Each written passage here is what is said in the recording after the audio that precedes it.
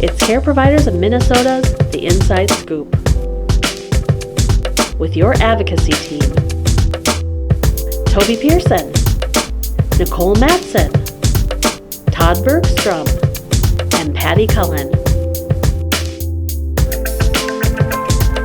This week's host, Toby Pearson. Welcome to today's Inside Scoop. Today is Friday the 18th of March.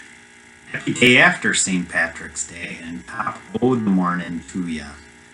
A couple things to report on this week real quickly. First, no deal. They did not get to a deal on the unemployment insurance in Hero Pay. There is actually some disagreement as to whether or not Hero Pay is still effective in law, apparently, and whether or not the deadline actually was March 15th.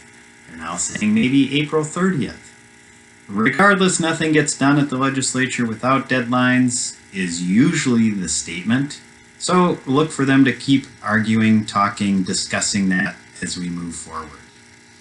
Second, we have great news. We have a House hearing next week on Friday morning. We are scheduled to have our workforce bill heard in the House. This is the EW payment, nursing facility increase, and some changes to the payment system. So look forward to meeting the deadline with a Friday morning scheduled hearing in the House. We are still ironing out how it's going to go in the Senate, but we are optimistic that things will continue to be in conversation until the very end. Also this week, Governor's supplemental budget came out. So he put together his budget, but then when the February forecast came out and said it had even more money, he gets to add to his budget and figure out what he wants to prioritize more. The highlight of the whole rollout was the Governor Walz checks are going to increase in their amount. Specific to long-term care, workforce grants to long-term care providers for retention and other activities. This was included in the initial. That was $205 million. Continue the CNA training program.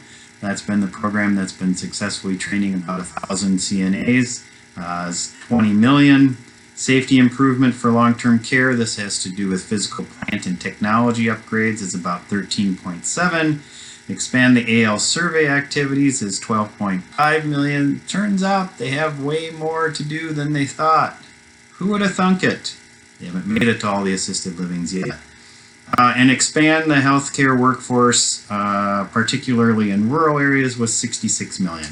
So this all goes into the pot for the conversation at the end of the session. The good news is long-term care was mentioned a couple times. The bad news is it is all basically one-time funding rather than ongoing permanent structural change. They did actually do something this week. The House and the Senate have both passed a bill that does the emergency temporary staffing and some waiver authority. So that will be going to the governor. And you can look for an action article next week on what the contents of that are. But the good news is they did actually do something before there was a deadline. Also this week we had meetings with leadership. So we continue to hammer home with leadership. This time it was Speaker Hortman and Senate Majority Leader Miller. We talked about our needs. We presented more data to them about our workforce staffing crisis. They seem to be picking up what we're putting down at this point.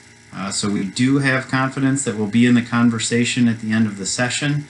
Yet to be determined is whether or not they actually get anything done at all by the end of the session. But that's not within our power. Being in the conversation is the important part right now.